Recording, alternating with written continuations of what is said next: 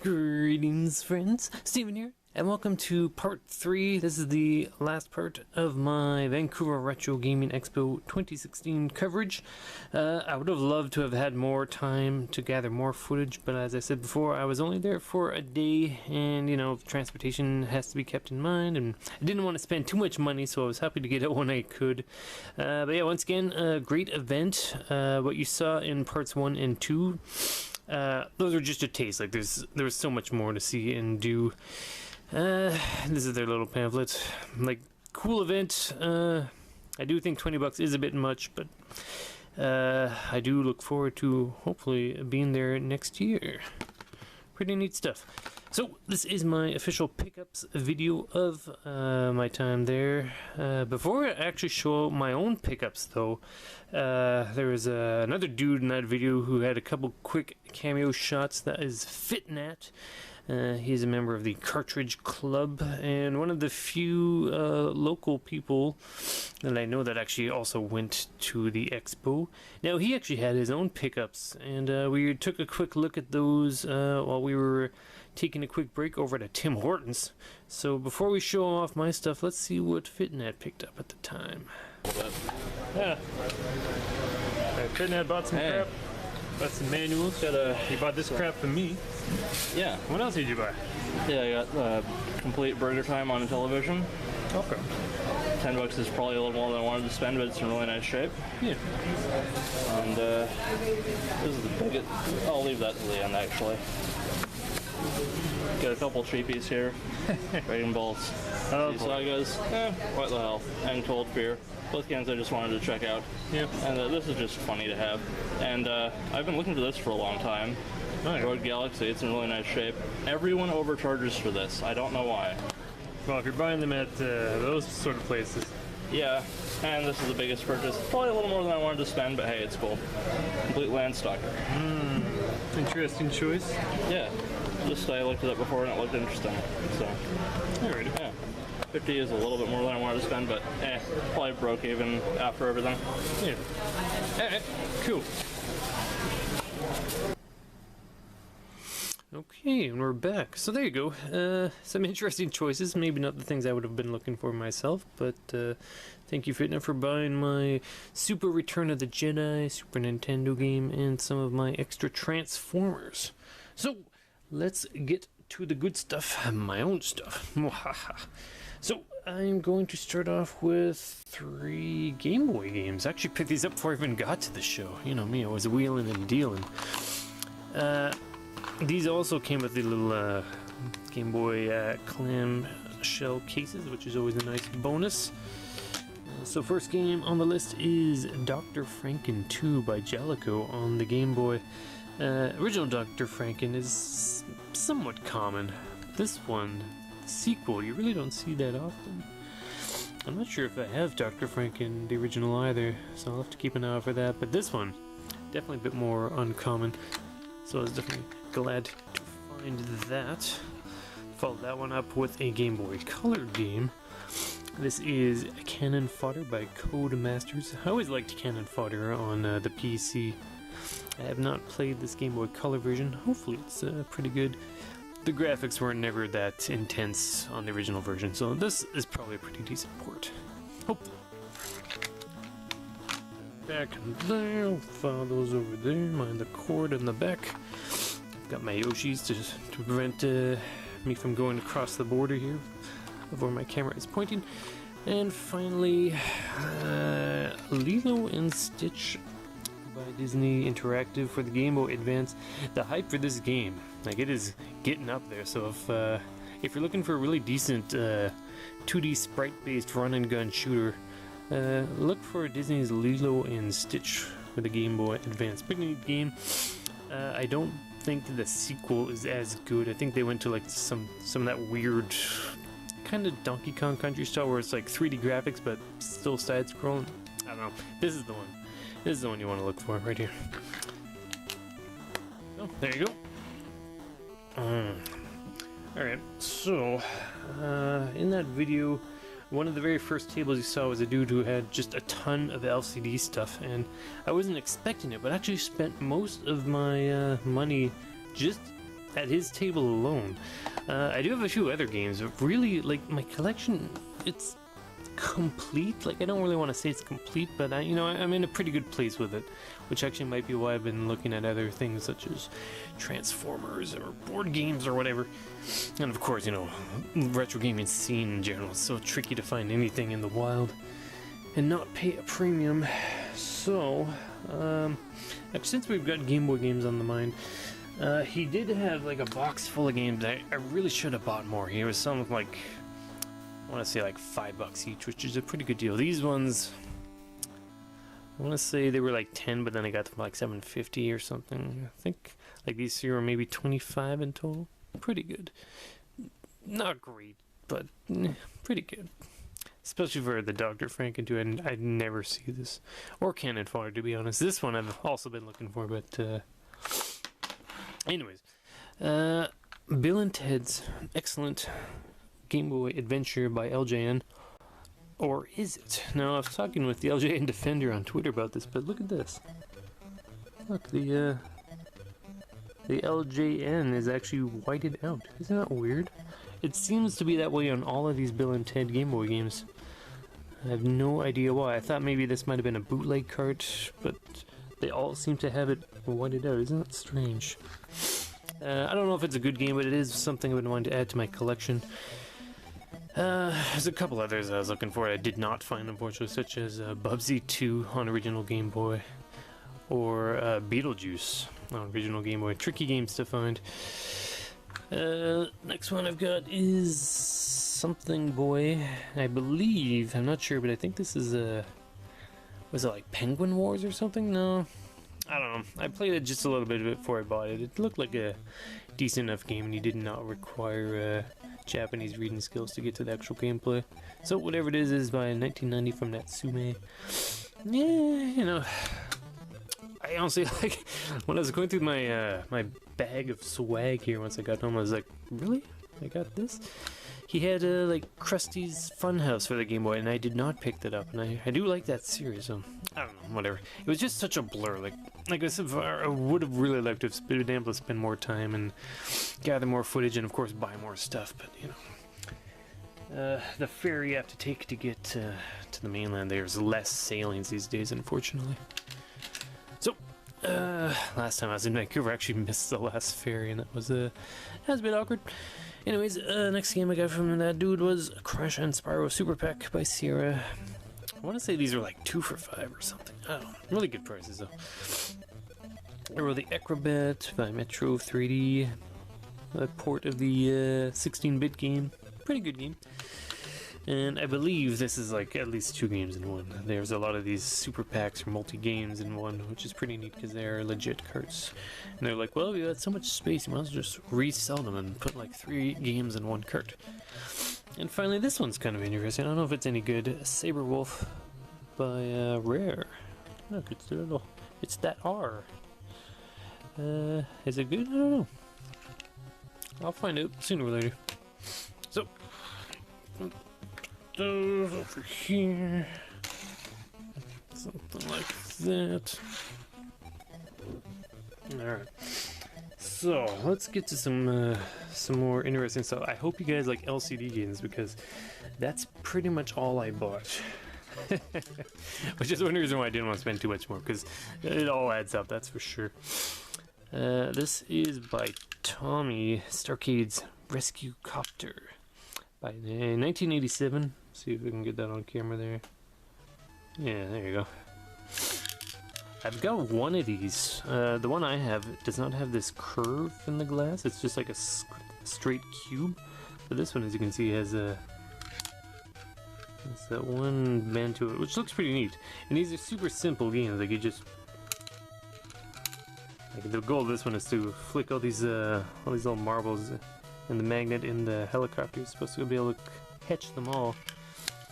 And I won't start it because it gets really noisy. A lot of these old things do, but you like this helicopter go back and forth, and that is, you're supposed to get all your survivors, catapult them up, and hopefully the helicopter will catch them. $5-10 or something. Here's another one. This one's got a monkey. Who doesn't love monkeys? Starcade, going ape. Can you help the swinging monkey store the coconuts? I sure hope so. Same idea. Just flick the thing, monkey supposedly catches it and drops it into the little storage gate. Super cute things. I really dig those. You know, in hindsight, there were certainly more games I could have picked up and less of this kind of stuff, but you know, whatever. This is what caught my eye at the time. Next up, by Tandy. Look at this thing. Look at this. Only $10. What? This guy, like, this dude, like, I talked to him. He wasn't a reseller, which is such a breath of fresh air. Because most of those people they're just like, they're the people who just go to thrift stores every single day and like buy up any and all games and just try and make a profit off them. Like this dude though, he was just getting rid of his collection. He just had enough of the retro gaming scene. He told me, he's just like, well, you know, I want out, and I'm gonna sell all this stuff. And like he had so many of these LCD games, it's crazy. I would have bought more, but I was worried that if I spent too much money there, I would miss out on other stuff. And I didn't actually find much other stuff. This does have a battery in it. Look at that.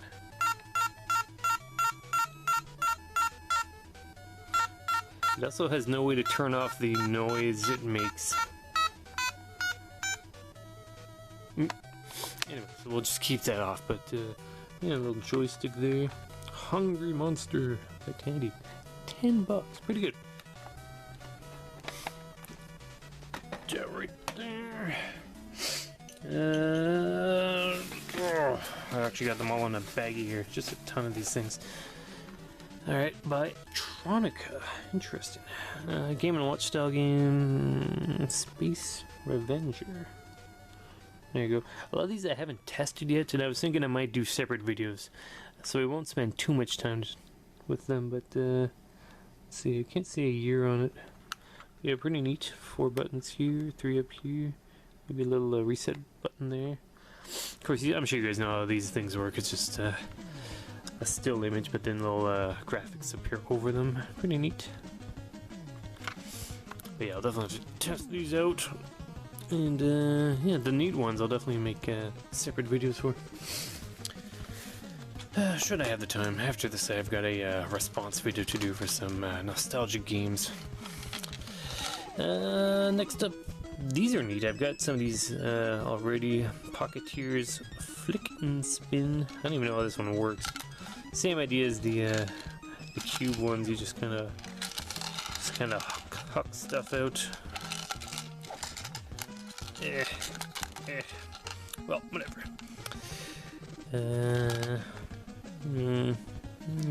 Got some French. 1976. By Tommy again. This one's pretty cool. You actually saw it in the video. Pac-Man. Tommy pocket game. Look at this.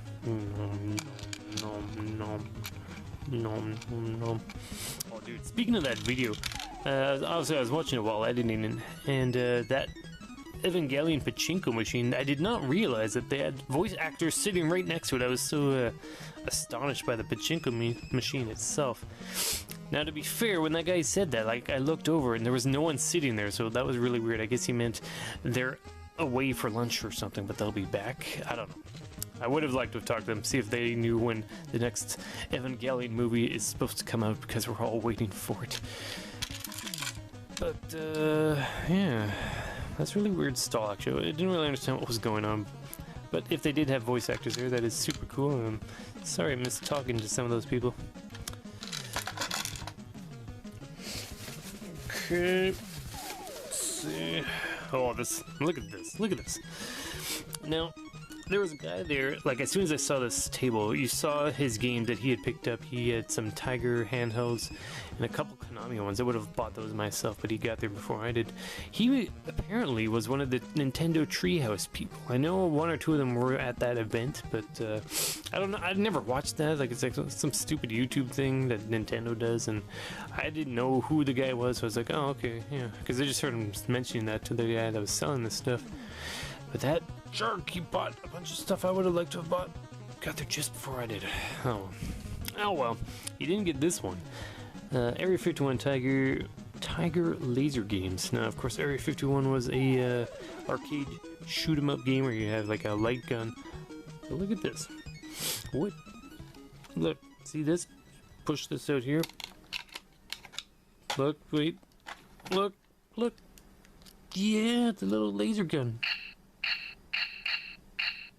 Isn't that cool? Is that $20? Yeah. Like I've seen these before on eBay, but eBay prices, man, those shipping, they always jack up the shipping, trying to sneak out extra money. But yeah, this is like for someone like me who collects like these awkward pre-Game Boy devices, like this is super cool. Once again, untested, but hopefully I'll be able to find the free time to make a little video to show it off a bit more. I'm super curious to see if this gun actually works with it. Yeah, I love this little gun holding thing here. Oh yeah, cool. 6-volt battery, 4 AA's, 1995. Okay, good for you, Tiger. Keep on fighting the good fight. What's next in the bag? Oh, dude, out of control. Look at this. Congo the movie, once again by Tiger, 1995. A VRTX. Now, this might not show. There it is. Look at that. It's a fucking hologram. You guys don't know how hype holograms were back in the 80s. By 90s, even by the 90s, they were kind of passe, but that's the freaking background of the game. Once again, untested. Hopefully it works. Hopefully I'll make a video of it, but dude, that is super cool. Like this little, like a little light that I guess shines down so you can see the game once you've got the batteries in, and off you go. Pretty neat. 3 AA's. It's not so bad. Yeah, there's some peeling on the tape, but I mean with stuff like this, like you don't see these things. I certainly don't. Maybe some people do. It all depends where you live, I guess. Unfortunately, I was once again unable to find Spike McFang for the Super Nintendo, but I hear there's a few copies of the game floating around over in Ontario with those gaming expos. Game swaps. Oh well. Next up, a shout out to all the WWF fans out there. I know LGN Defender mentioned him before. I know he likes wrestling. There's no Ultimate Warrior on the cover, but we got Andre and the Hulkster. Look at this, $5 for a WWF WrestleMania LCD. Yes, please. By Acclaim. Cool stuff. Untested. Same story. Just got the ring. Wrestle. Look, it's the wrestle button. Up, down, wrestle. Call dirt. Cool. Weird, cool stuff. Oh man, hope you guys love LCD games. Look at this.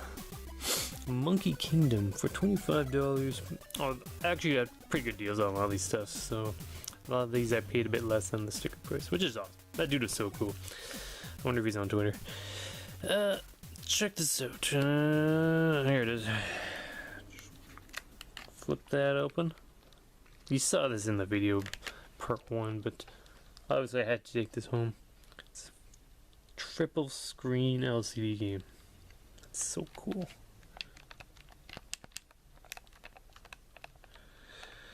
Game and clock. Oh, look at that. Looks like the button has 4 different uses. Maybe it depends what corner you're pushing. I don't know. But yeah, pretty neat stuff. I mean, I like it. But you can see, like, it all adds up, like 20, 25. Here's a $50 right there. And 60. This was, we'll say maybe 70, 80, 90. This thing's below it. So, like, right here, this LCD stuff alone, that's maybe $100. So, it definitely adds up. I'm going to just take a wee break for editing purposes, and I'll be right back, and then I'll make some more space, and then we'll check out the rest of the stuff. So, I'll be 1 second for you guys.